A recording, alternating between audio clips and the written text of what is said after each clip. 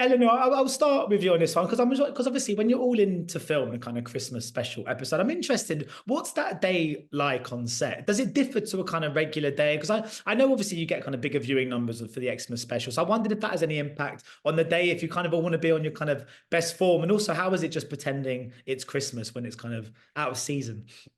Yeah, I think Stevie has a line in the episode where she says, she says to Dylan, she said, nobody remembers a Monday in October, nobody, but everybody remembers Christmas. Mm. And I think I think that's um, I think the beauty of an episode like this. It's more, it's just for us, I think, particularly as a cast and a crew, it's really energizing just to be reminded that that telling stories is important, Mm. and um and I think the fact that that we're coming back on this episode as well after after a few months off the air. I think um it's Christmas is a time, I think it's reflective, it's a time to, I think it becomes a time to focus on what's important, and for a lot of people it's reflective. And I think for us, filming this episode, it was just, it's a reminder of the joy and the playfulness and the importance of what we do. So Mm. I hope that answers your question. Yeah, because Charles, because I was going to ask. I mean, obviously, this episode is a bit different to many of the others. It's not following the kind of typical structure and the format that audiences are used to. I know your jobs, I guess, remain the same, but I wonder, have you guys been able to see what they've done in regards to the kind of weaving in of real life footage?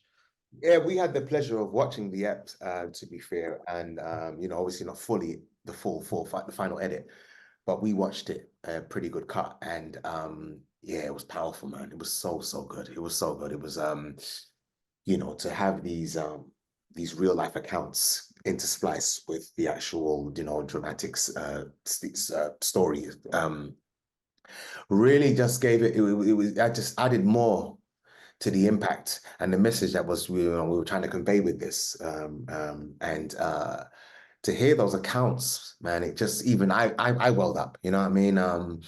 We just, yeah, when we read the script originally, I knew it was something special, and like Elle said, the fact that we're coming back with that level of a story standalone, yeah, this is going to be a really tasty one, really tasty, considering obviously our audience are going to be chomping at the bit, ready to go. And I mean, and obviously with all of the promo leading up towards it, it's like, yeah, okay, let's deliver and give them something. So, but then to add that dynamic of the, this documentarial type of inserts, just really, yeah, it was really touched me. And if I'm touched by it, and I don't kind of know half the time what's happening, we shot it. I was involved in it. If I can feel this way, I want to believe that the audience are going to be really, really moved by it, particularly to little Beatrice. And it's just, yeah, there's just so many beautiful moments and elements in this episode. Yeah, Luna, because I mean, obviously the paramount message here is to obviously give blood. Just how important a message is that, and how important is it, do you think, that that it's being kind of filtered through such a popular show that reaches so many? Because I mean, obviously the main aim of the game is entertainment, isn't it, when it comes to kind of making shows like this? But is it a nice reminder of just how much responsibility also comes with your jobs? Yeah, I think we were really aware of, that there's a balance to be struck between a message of giving blood, but to also to make sure that we're not standing on our soapbox as we suggest to people that this is, because otherwise that's quite alienating. And I think what this episode does, I think really beautifully, is that it's because of the stories that it's we tell stories because they teach us something, and I think we respond more to story than to being told what to do, you should be doing this is what you should be but actually, whereas you tell a parable or a fable, or you create an episode like this, you're asking people to to think, but whilst also being part of a story. And I think that's much more effective than shoving it down people's throats. Yeah, 100% that. Totally agree. This informs, doesn't dictate. You understand? And it's done, you know, in such a finesse but very visceral way. Do you know what I mean? The way the story's been told. And of course, the message it's sending is it's as requisite, it's as pertinent as it gets, because even blood is something that we can all relate to, and everybody. And that the beauty of blood is blood knows no in terms of culturally color. That it doesn't. Do you understand? If you're a match, you're a match. It's all about blood type. If that blood type works, you're good to go. Do you understand what I'm saying? So you know, the importance of driving home that message: give blood. Try to avoid these fears and phobias you have. Think about the bigger picture and the importance, and in the fact that it can apply to you and your loved ones. Because the reality is, if one of your loved ones, regardless how much of a phobia you have to needles, if your loved one is in need of blood and you're the person that can save him, you're going to be giving blood. You wouldn't think twice about it. You do it. You know what I'm saying? So yeah, we pray that this really just encourages the people, the general public and the viewers, and our new hopefully our new fans that watch the show, to yeah, they'll be emboldened, galvanized to want to give blood. Yeah, you're right. Blood doesn't discriminate. But I mean, this kind of goes without saying, and it's something we all have kind of inbuilt in us anyway. But having now starred on kind of Casualty and kind of been involved in the show for a number of years, has it given you a greater and kind of deeper admiration for kind of nurses and doctors and people that give so much of their life towards helping others? Yeah, big time, right? I've always said the NHS, fire brigade service, police force, do you mean, they're the closest thing to superheroes. Like, we see them obviously in the comic books, you know, superheroes working allied, these fictional characters that are working sometimes with the fire brigade and the whatnot, but that's fictional. You know, I mean, we obviously we can discern that's not real, right? So that's the closest thing you're going to get to them.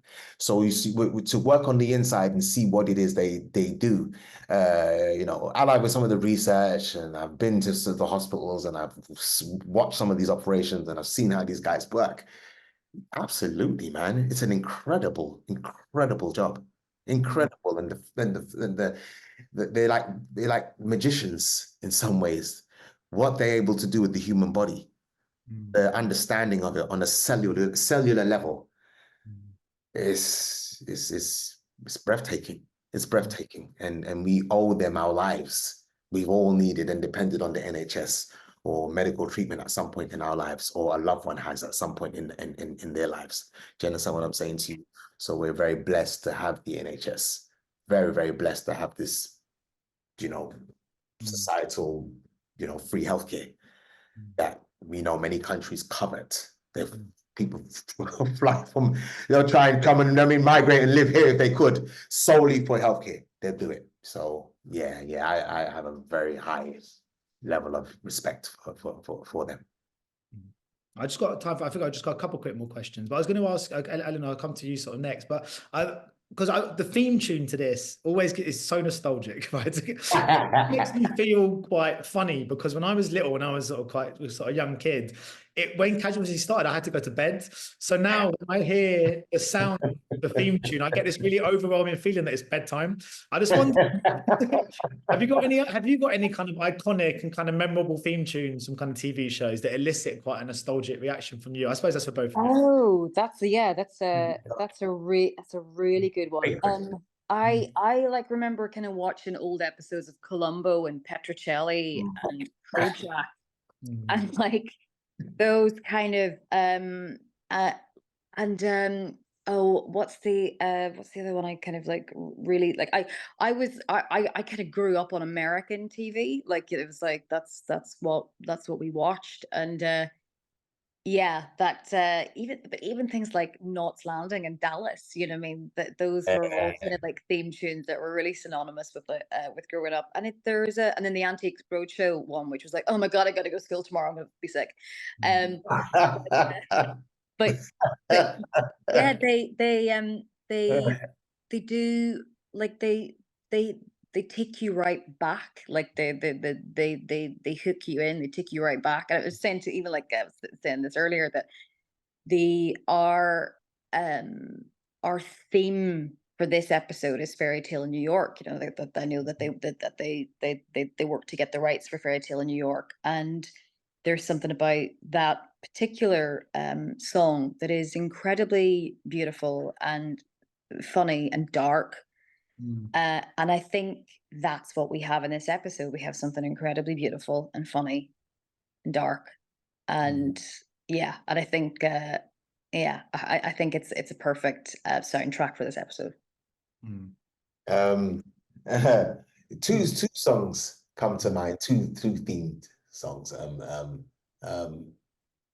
The old school Doctor Who, always, man.